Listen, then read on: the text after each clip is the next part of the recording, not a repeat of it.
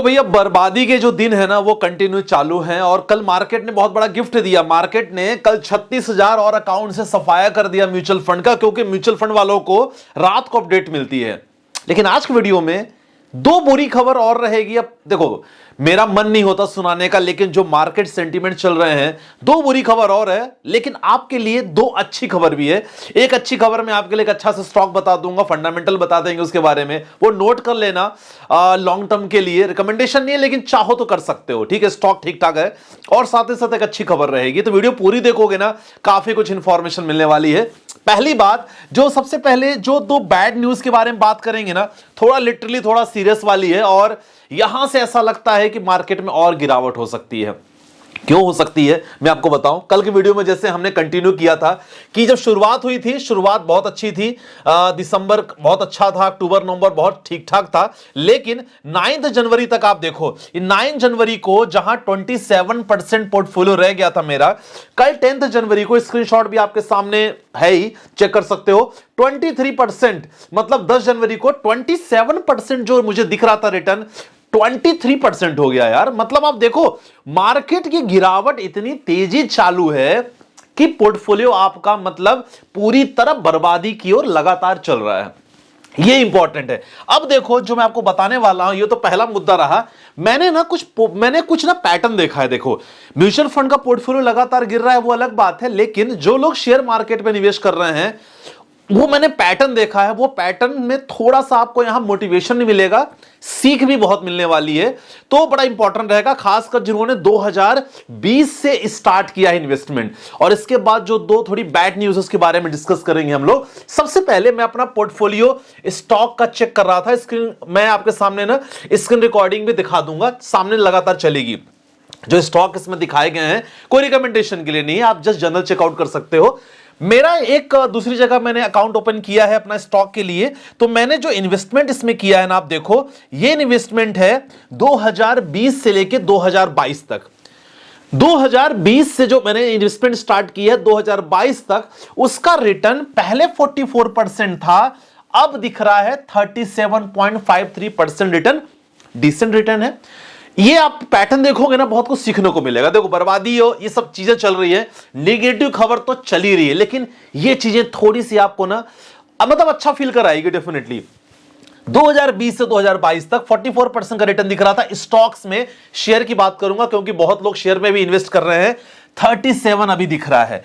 अब जब मैं 2023 में जो मैंने निवेश किया था, 2023 में इसको मैंने स्टार्ट किया था, ये अप स्टॉक है, ये पर्सनल डीमेट अकाउंट था, उसमें मैंने किया था, ये अप स्टॉक मैंने किया था। स्क्रीन रिकॉर्डिंग आपके सामने चल रही है और ये देख सकते हो 28% मुझे जो पहले दिख रहा था, आज वो आलम ये हो गया है कि 13% में पहुंच गया है ना।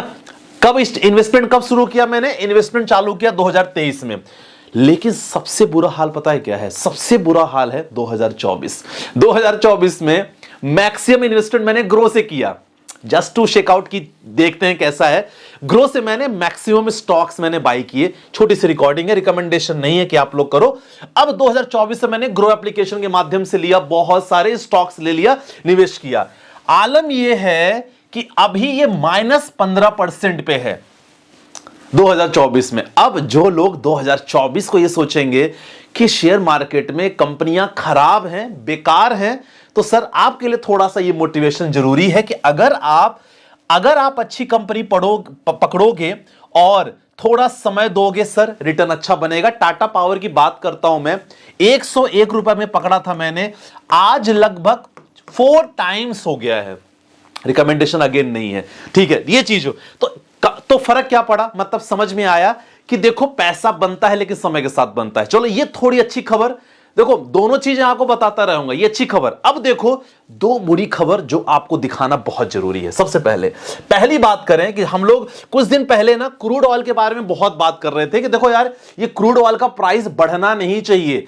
अब क्रूड ऑयल का प्राइस क्या हो गया है? 79.76 पहुंच गया है। ये देखो, जो लगभग 60-65 का हुआ करता था। भाई साहब, इसके कारण और दिक्कत आने वाली है, ध्यान देना। अभी मैं आपको पूरी कैलकुलेशन करके दिखाऊंगा कि केवल क्रूड ऑयल के कारण क्या दिक्कत होती, कैलकुलेशन पूरी रहेगी।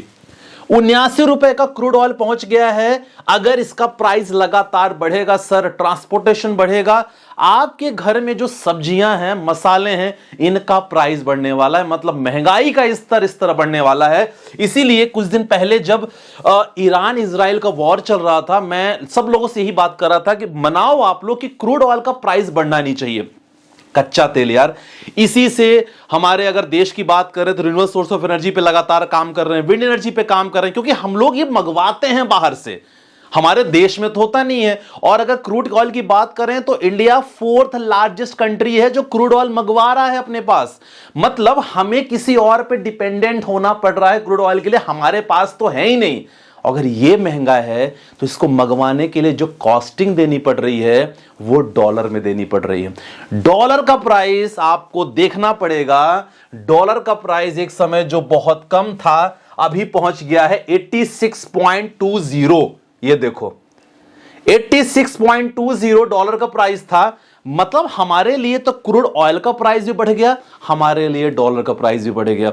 मतलब हमारा जो इंडियन रुपीस है डिप्रिसिएशन की ओर है। ये बहुत बड़ा मुद्दा है, सीरियस मुद्दा है, क्योंकि अगर ये बढ़ रहा है ना तो हम एक बहुत बड़े पतन की ओर जा रहे हैं। I am sorry to say that ये वर्ड्स, बट जा रहे हैं। इसका पीछे रीजन है। और अगर यहां हमारी इंडियन कंपनी ने परफॉर्म नहीं किया तो सर मतलब सब कुछ खत्म होने वाला है। ये तो है, यहां कुछ ना कुछ भारतीय कंपनियों को करना पड़ेगा। और अगर ये इन्फ्लेशन लगातार बढ़ेगा और रेट कट नहीं होता है, अगेन एक बहुत बड़ा मुद्दा हो जाएगा। तो आप समझ रहे हो कि कहां हम जा रहे हैं। एक समय ये 80-82 पे चलता था। मैं आपको एक छोटी सी कैलकुलेशन दिखाऊंगा। कैलकुलेशन के बाद आपको समझ में काफी चीजें आएंगी। जैसे मैंने क्या बताया, क्रूड ऑयल का प्राइस बढ़ेगा, ट्रांसपोर्टेशन कॉस्ट बढ़ेगी। ट्रांसपोर्टेशन कॉस्ट बढ़ेगा तो हम अगर चीजें जो हम कम प्राइस में कर रहे हैं हमें ज्यादा देना पड़ेगा, महंगाई बढ़ेगी। और भारतीयों के लिए हम लोग काम कर रहे हैं ग्रीन एनर्जी पे, हाइड्रो एनर्जी पे, सस्टेनेबल एनर्जी पे काम कर रहे हैं। इसके लिए क्रूड ऑयल जरूरी है। केमिकल इंडस्ट्री हमारी जो चल रही है, क्रूड ऑयल जरूरी है। फार्मा सेक्टर हमारा जो चल रहा है, क्रूड ऑयल जरूरी है। मतलब कच्चा तेल तो हमारा एक मुद्दा होता है ना भाई, कच्चा तेल के माध्यम से हम बाकी मटेरियल्स तैयार करते हैं। तो ये महंगा हुआ हमारे लिए। तो दो चीजें हैं। बुरी खबर क्या है, क्रूड ऑयल का लगातार बढ़ना। दूसरा है इंडियन रुपीस का लगातार डिप्रिसिएशन होना। मतलब $1, यूएस का $1 सर 86 पहुंच गया है। मैंने आपको बताया ना 86, हमारा एक समय 80-82 था। और भाई मुझे लगता है भी आने वाले ना ट्रम्प साहब, इसके बाद तो और हड़कंप मचने वाली है। दो तो बहुत मतलब देखा जाए ना, दो तो बड़ी प्रॉब्लम थी। और आग में जो घी डालने वाला काम किया है वो किया है FIIs ने किया है। कंटिन्यूस सेलिंग चल रही है। इससे पहले इतनी सेलिंग कभी हुई नहीं थी। कंटिन्यूस सेलिंग चल रही है। आप देखो कि FIIs की सेलिंग अभी 10,000 का माल खरीद रहे हैं ना, 10,000 करोड़ का, तो 12,000 करोड़ का बेच रहे हैं। They are not so confident कि इंडियन मार्केट में पैसा बहुत ज्यादा लगाना है। कब लौटेंगे मुझे नहीं मालूम, लेकिन देखो -2,254 करोड़ अभी FIIs की देखा जाए रिसेंटली, कल की मार्केट की कहानी, क्योंकि ये मैंने अपडेट कल के मार्केट में नहीं दे पाया था क्योंकि लेट में डेटा आया था। तो ये अब देखो क्रूड ऑयल इंडियन रुपीस में जब ये दोनों बढ़ते हैं तो क्या असर पड़ेगा, आप देख के ना शॉक होने वाले हो। एग्जाम्पल, एक बैरल की कीमत, जैसे मैंने आपको बताया, एक बैरल कीमत एक समय $70 हुआ करती थी। अभी कितना हो गया है? अभी आप दिखा रहे हो ना, लगभग 80 के पास टच होने वाला है ना। दोबारा दिखा देता हूं, अगर आपको समझ में नहीं आया होगा दोबारा दिखाना बहुत, मैं समझता हूं ना आपको चीज समझ में आना चाहिए। ये एक बैरल की कीमत लगभग 80 पहुंच गई है। अब देखो 80 पहुंच गई है। अब 80 पहुंचने के बाद हमारे पास क्या ऑप्शन है, पहले 70 था। अगर हमें 100 बैरल चाहिए वहां से तो सर हमें $7,000 चुकाने पड़ते थे 100 डब्बे के लिए। आज देखो मामला हो गया है कि हमें $80, क्रूड ऑयल का प्राइस ही बढ़ गया, डॉलर का भी प्राइस बढ़ गया। तो मतलब देखा जाए $80 हो गया है क्रूड ऑयल, तो देखा जाए तो अब हमें देना पड़ेगा $8,000। तो मतलब जहां हमें 5,60,000 में हमारा काम हो जाता था, आज होगा लगभग कितना, 6,88,000। कैलकुलेशन बहुत ही सिंपल है। यहां 7,000 है, 700, यहां 100 इंटू 70, 100 टू 70, 7,000। ये मैंने लगाया है। 80 क्या लगाया है, 80 आपका लगा है जो हमारा करंट में बैरल का प्राइस चल रहा है। देखो 5,60,000 जहां पहले देना पड़ता था, अब देना पड़ेगा 6,88,000। मतलब देखा जाए 1,28,000 एक्स्ट्रा हर बार हमें देना पड़ रहा है। क्यों? क्योंकि उनका क्रूड ऑयल का प्राइस बढ़ा, उनका दूसरा चीज क्या बढ़ा, डॉलर का प्राइस बढ़ा, दोनों चीज बढ़ा। ये और ये पिछले कुछ समय में 22% इजाफा हुआ है उनके में। मतलब हम गरीब होते जा रहे हैं और जहां से हम सामान मंगवाएंगे they are becoming much more richer. तो ये दोनों खबर थोड़ी सी बुरी है, लेकिन इसके बीच एक अच्छी खबर है। देखो 2-3 खबर तो बुरी है पूरी वीडियो में, लेकिन अच्छी खबर पता है क्या है, आपको बताना जरूरी है। अच्छी खबर यह है कि म्यूचुअल फंड को लेकर अच्छी खबर है। देखो इंडियन मार्केट में जो हम as a DIIs equity mutual fund inflows जम 15% टू लगभग 41,156 करोड़ दिसंबर में। मतलब लोग एसआईपी बंद नहीं कर रहे हैं, जो बहुत अच्छी बात है। मुझे लगता है कि यह बहुत बड़ा कारण है, पब्लिक को देना चाहिए, जिनके अंदर अवेयरनेस आ रही है कि नहीं अगर मैं एसआईपी बंद कर दूंगा या कर दूंगी सर, यहां हमारे पास कुछ नहीं बचेगा फ्यूचर के लिए, बच्चों के लिए, परिवार के लिए कुछ नहीं बचेगा। तो पूरे वर्ल्ड में सिचुएशन क्या चल रही, रिसेंटली एक खबर अभी आई, मैं पढ़ रहा था कि चाइना इस समय लगा हुआ है कि कुछ ऐसे एजेंसी को हायर करके गोवा में ऐसा प्लान कर रहे हैं कि लोग वहां टूरिस्ट ना आए। सोचो ये चल रहा है। These all are called trades, और ये पहले ट्रेड होती थी नॉर्मल, ये वॉर होती थी ना, अब अलग अलग बिजनेस वॉर होती है, ट्रेड वॉर होती है, डिजीज वॉर होती है, मतलब किसी और देश में हम कोई बीमारी छोड़ देना और बाद में डिपेंडेंट हो जाना हमारे ऊपर। तो ये सब चीजें चल रही है। Thanks to all the people like you, जो आप लोग सुन रहे हो मुझे, कि आप लोग म्यूचुअल फंड बंद नहीं कर रहे हो। म्यूचुअल फंड ने मार्केट को बचा के रखा है। 41,156 करोड़ का इन्फ्लोज हुआ है। SIP book tops 26,000 crore. Association of mutual fund India की रिपोर्ट आई है। तो ये बहुत बड़ी इंपॉर्टेंट है, बहुत अच्छी खबर है, जो मैं चाहूंगा कि डेफिनेटली ये आप लोग सब जिम्मेदार हैं कि आप लोग लगातार काम कर रहे हैं।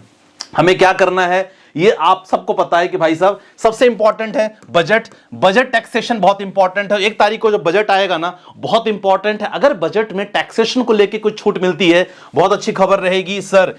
ये सबके लिए मैं बताऊं, केवल देखो मैं भी इंसान हूं, मैं भी घबराता हूं। पोर्टफोलियो जब एक दिन में 50,000, 60,000, 80,000 तक जाता है ना, 40 लाख का पोर्टफोलियो 36 लाख हो जाता है, घबराहट होती है। लेकिन मुझे पता है ना लॉन्ग टर्म का प्लान, कि लॉन्ग टर्म में कितना अच्छा पैसा बनेगा, क्योंकि मैं पहले भी देख चुका हूं, इसलिए मैं घबराता नहीं हूं। तो आप भी इसी तरह हो। देखो शुरुआत आपने अगर 23-24 में किया है, आपके लिए बोर्ड एग्जाम है, टेंशन की बात नहीं है। बोर्ड एग्जाम रहेगा इन्वेस्टर के लिए, 2024 है। एसआईपी को नहीं रोकनी है, लमसम करते रहना है। जब भी मार्केट गिरेगा, मौका मिलेगा, ये सब चलता रहेगा। अच्छी खबर मैंने आपको बता दिया। चलो एक स्टॉक के बारे में बता देते हैं।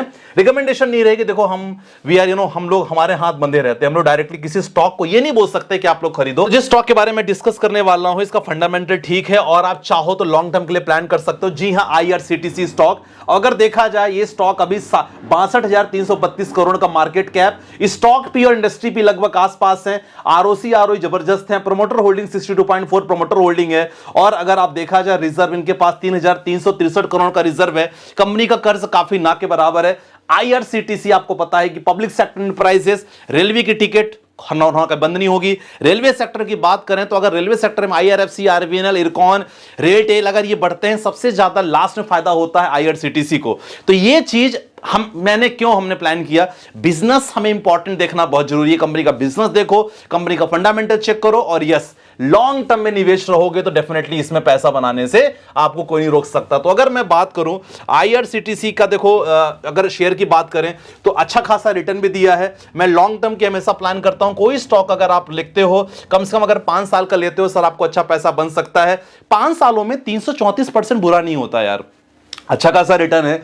और लगभग मान के चलो 6-5-30, एक साल में 60% का रिटर्न। तो ये स्टॉक हो सकता है कि गिरावट फेज में हो, लेकिन लॉन्ग टर्म में अच्छा पैसा बन सकता है। बहुत ज्यादा फंडामेंटल में नहीं जाऊंगा, नहीं तो वीडियो बहुत लंबी हो जाएगी। लेकिन कहने का क्या मतलब, कोई अच्छी खबर है, कुछ बुरी खबर है। अच्छी खबर को ग्रैब करना है, बुरी खबर को थोड़ा सा देखना है, अवॉइड करना है, लेकिन इंपॉर्टेंट है अलर्ट भी रहना है। तो यहां पोर्टफोलियो बंद नहीं करना है, साइपी बंद नहीं करना है, कंटिन्यू मार्केट बने रहना है। बाकी कोई दिक्कत हो व्हाट्सएप मेरा मेंशन है। बाकी जिसको अकाउंट ओपनिंग करवाना हो, मैंने एंजल लोन का डाल दिया है, क्योंकि देखो हम इन्वेस्टमेंट रोक नहीं सकते। तो डिस्क्रिप्शन पे एंजल लोन का है, आप आराम से चाहो तो बिल्कुल डीमैट अकाउंट ओपन करवा सकते हो, क्योंकि तभी तो आपकी इन्वेस्टमेंट जर्नी भी चालू होगी, राइट। बाकी मिलते हैं नेक्स्ट वीडियो के साथ। बाय बाय, टेक केयर, जय हिंद।